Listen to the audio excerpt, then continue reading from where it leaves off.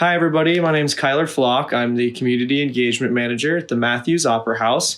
Due to the COVID-19, which I'm sure we're all really well aware of, we're going to be doing our April Bellman a little differently today.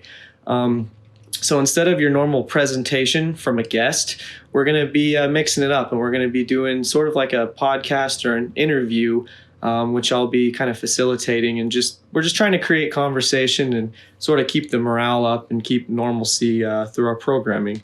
So today I am joined with a local singer-songwriter named Lucas Olson, good friend of mine. We've been working together for about a year now, and we're just going to be kind of discussing life in the arts during these strange times from an artist's perspective as well as from an arts facilitator's perspective. So, Lucas, thanks for joining us today. Yes, or me, I should say. Happy to be here. Yeah, for sure. So how's it been, man, since this kind of all came about? Like, how's the day-to-day changed from a musician since you do so much that involves large groups? What's it been like now that you're kind of in these different settings?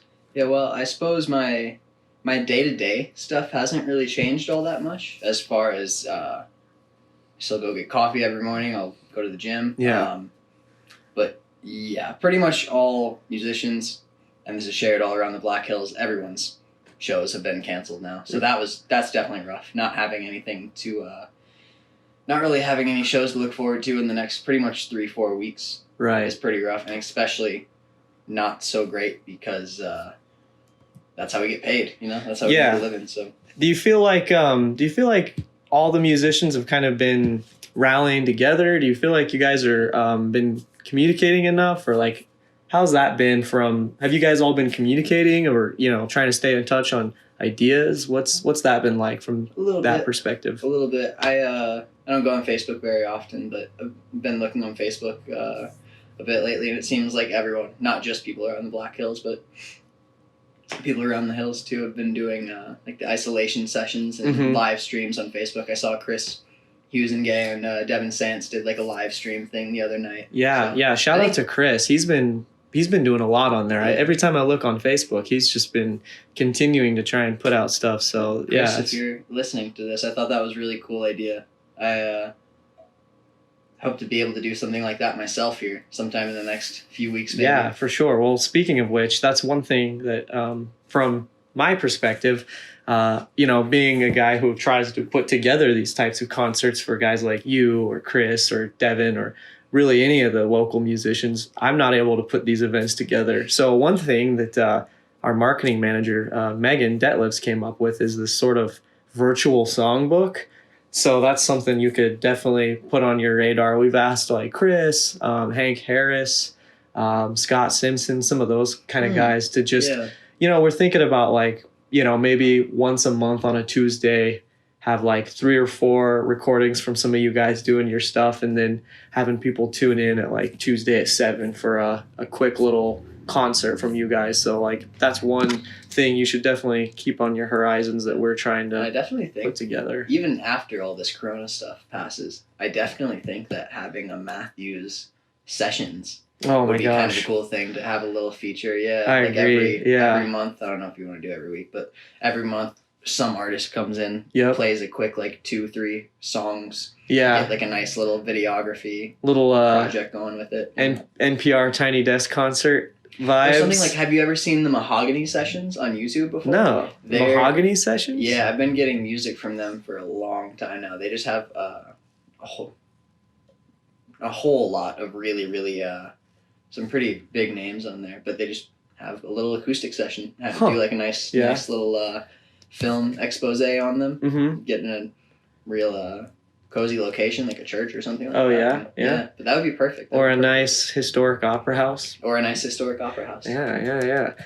Yeah, that's definitely something. So I don't know if you're aware, but last year during this time of year is when it started up. We did a songbook series partnering with Good Day Cafe, where once a week we'd bring it, or I think it was every other week, once a week, either way. So instead, what we want to kind of transition to is an evening of it. So like one night we want to do like a feature on some of you young people, like Sophia Beatty, Chris Husengay, Lucas Olson, some of you guys that are now kind of really starting to, have a night where you each get to do 2 or 3 and then, kind of throughout the months do different kind of groups. But yeah, that's Dude, that something has me we've thinking. been. I want to do an ultimate collaboration with me, Chris, and Sophia. Oh my gosh, that would be tight. Her band is just getting to. If all of you guys were all playing with that band as well, Yeah. I mean that would And be. shout out Kale on bass too. He's got he's got the most funk in the Black Hills that I've heard so far. That's for sure. So. And the guy who can do the double sax. Yes, I don't know his name. And in Tie Dye Volcano. That guy's got some talent. Yeah.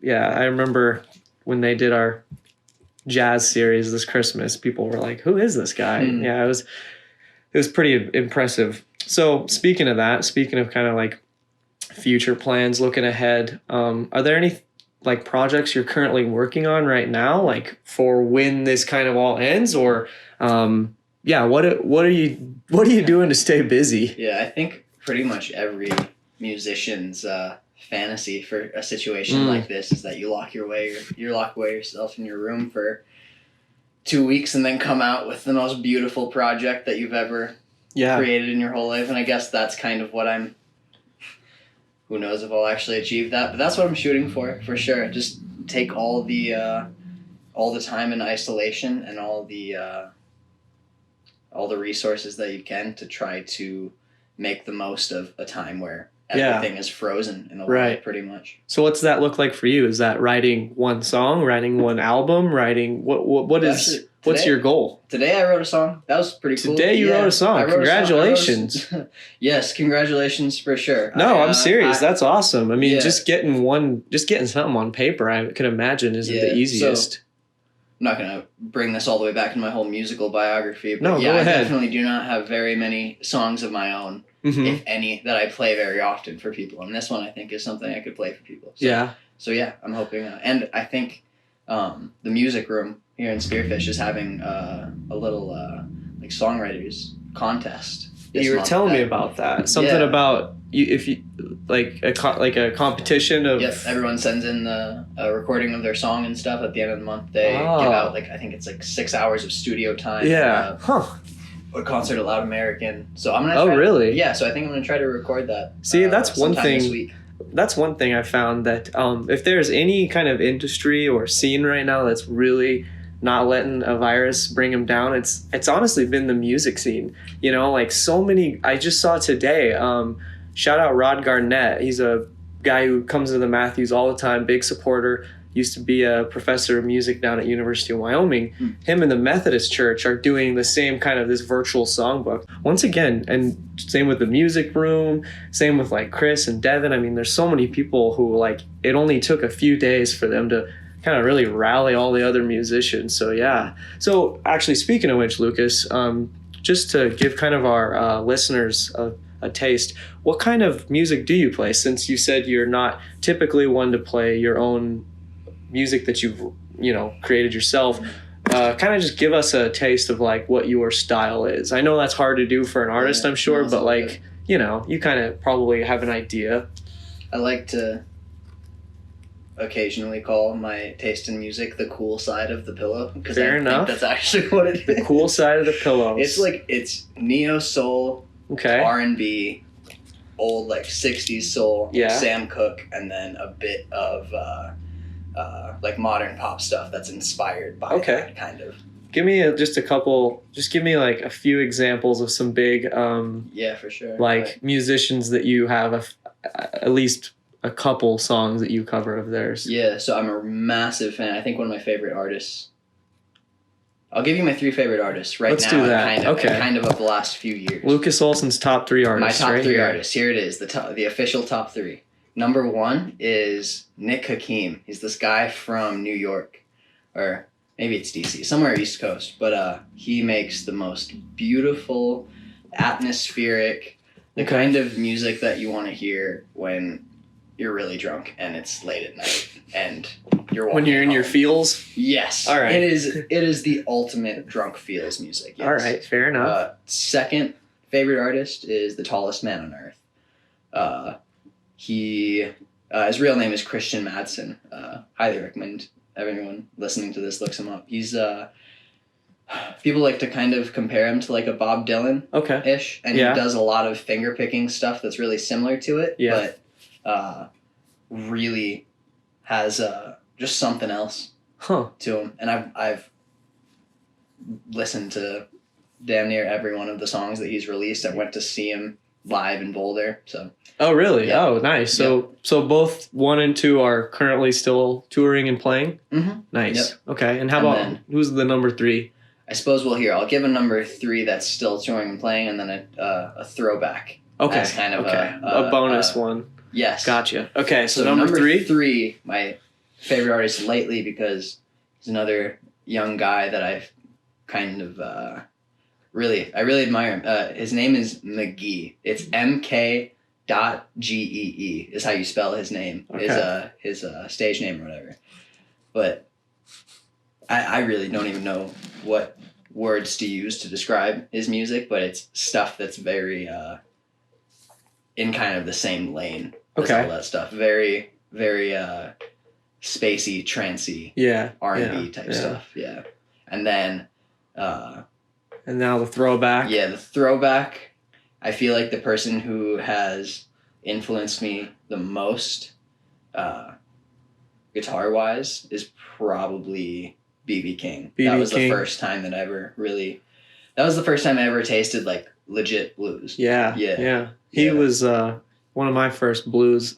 Then last year with one of my trips through work, I got to go to the BB King Museum, and it was fun. There was a whole part of it listed almost every artist or song inspired by BB King, like in almost like a family tree. And Oh, that's right. you can think of any good guitarist, and somehow or another, So- their roots could go back to BB King. So It's pretty I'll impressive. share, I think, one of my most involving BB King. I think one of my probably the coolest stories I have when I was.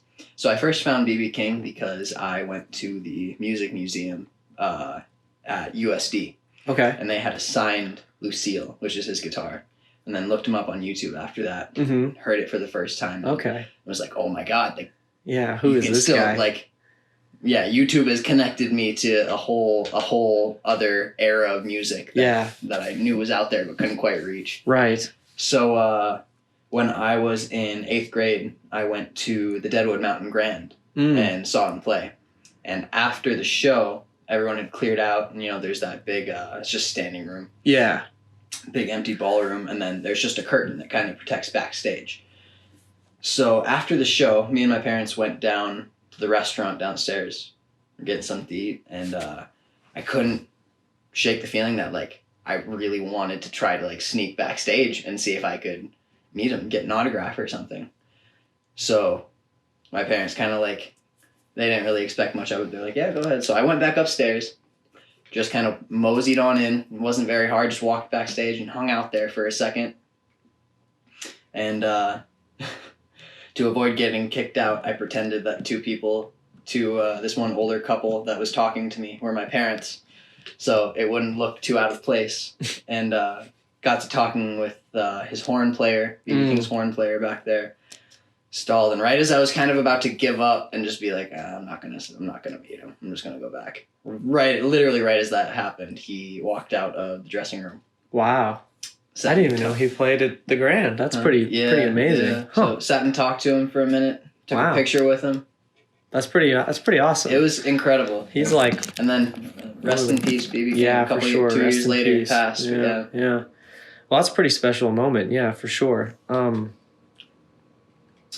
Speaking of that, what during this time of kind of just hanging out at home, not being able to do much, what kind of music have you found your music taste has changed at all? Or Yes. like, have you been So listening much. to anything? Yes. Explain the difference. Like, I know some people have been listening to probably more happier music. I think some people who are, kind of in the blues right now have been listening to the blues. How about you? I am entering my like cowboy country phase. Oh, right now. country music. Interesting. So I wouldn't have expected to hear that. So I got a new acoustic guitar from a family friend of mine a couple weeks ago and have been playing it ever since, and it feels like just having a new guitar has opened up a whole new sort of area to me. And another one of my favorite artists is Ray LaMontagne. And I've been playing a bunch of his old songs lately because it's just, I don't know, G, F, C, A minor, just some easy chords. But if you sing it right, it's real soulful, like the type of song you'd expect to hear if you walk into like an Old West saloon. Oh yeah. It's cool vibes. So the song you were recording today, does it have some sort of kind of Western vibes? Have you carried that in, or is it kind of back to your roots? I would say that's mostly that same sort of like neo soul. Yeah, but it's something. It's like a conglomeration of things that have been kind of jumping around in my head for the last like month or so. Mm-hmm. Bits and pieces that kind of fell in together and actually kind of swallowed up a previous song, like a revision to it with the same chords but a completely different structure of like how the verse, pretty much everything about it except for just similar chords and a similar sound. But so I finally was able to organize all that and give it some semblance. Yeah, I bet that feels good to just kind of it really does. Does it open up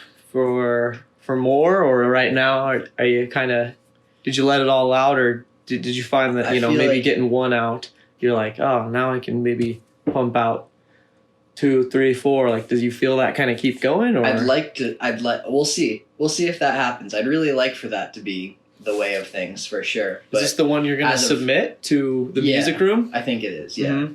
But I think I've kind of closed the door on it. I've got the entire idea fleshed out. It's just polishing it up now, pretty much. And yeah, I guess we'll see how that goes in the next few days. But maybe by the end of the week, I'll have 4 or 5 songs out of nowhere or something. That'd be pretty awesome. Yeah.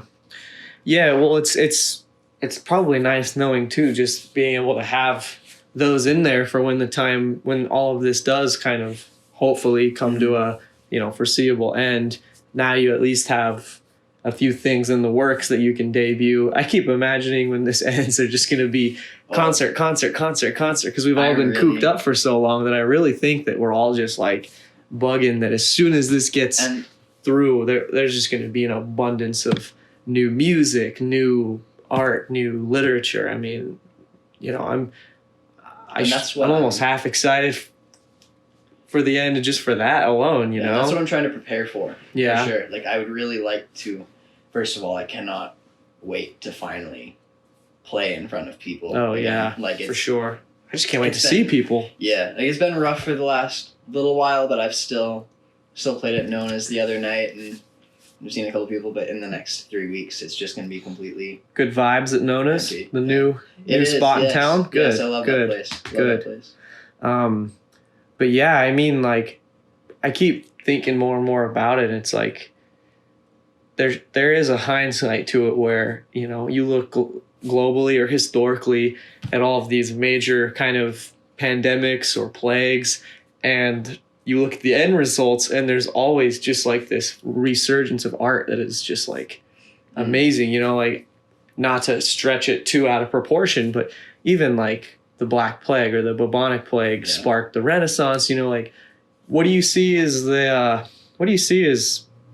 kind of the boom that could come out of this? I mean, I keep imagining this is kind of, in my opinion, a big chance for a lot of any sort of young up and comers to really take advantage of this sort of open gate where, once this all clears up, you can really maybe really start to take that next step as an artist. Yeah, that's the ideal, to collect as much as you can and get a really solid foundation under your feet for when this all blows over and stuff. But I think, I don't really know what's going to happen, but I'm very interested in the idea that after about 3-4 weeks of this, it's going to be like the end of hibernation or something like it. And people are all going to go out on the streets again, all fresh-faced and excited to see people again. And I don't know. It's hard to predict what will be going on in like the collective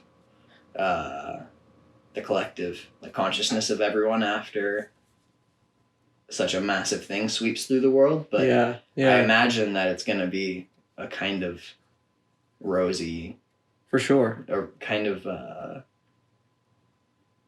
don't know, just a good time. Just warm feelings all around. I sure hope so. Yeah. Well, I think in a community like this, I've never lived in a community that embraces the arts quite like Spearfish does.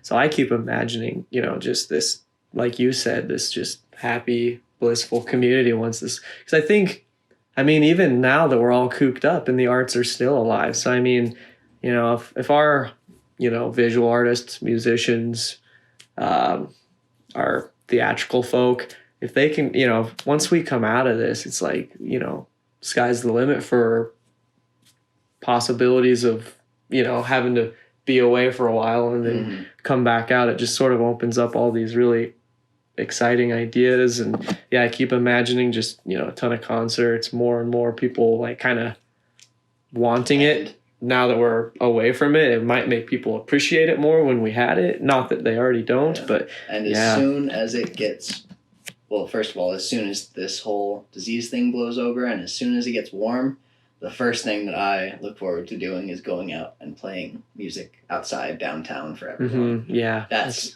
what I feel like I miss the most, is it being warm. Just being able to sit outside Leon's in the grass and play some tunes for the people. That's my spot for sure. Yeah, for sure. Yeah.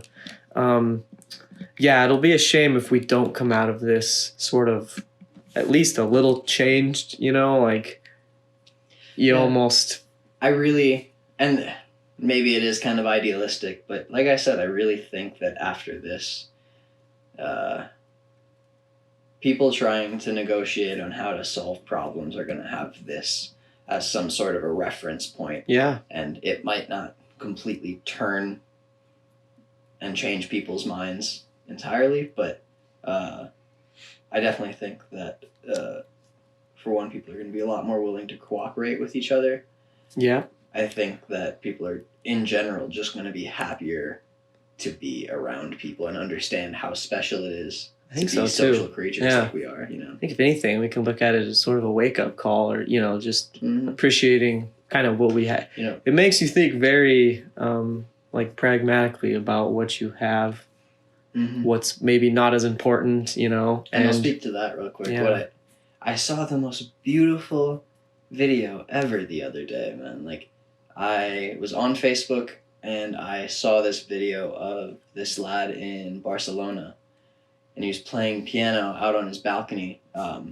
Looked like it was a couple stories, like a big apartment building, and apartment buildings just like that, kind of lined all the way down the block.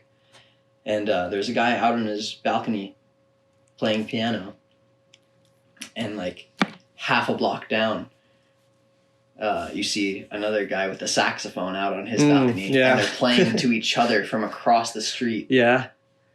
And it, like, multiple other people are out listening. You can see. Oh, and at the end of it, people just burst into the biggest applause ever. Isn't that cool? I mean, if that would have happened months ago, people would have just been like... The atmosphere, the normal atmosphere of day-to-day life before this, there's no way it would have ever...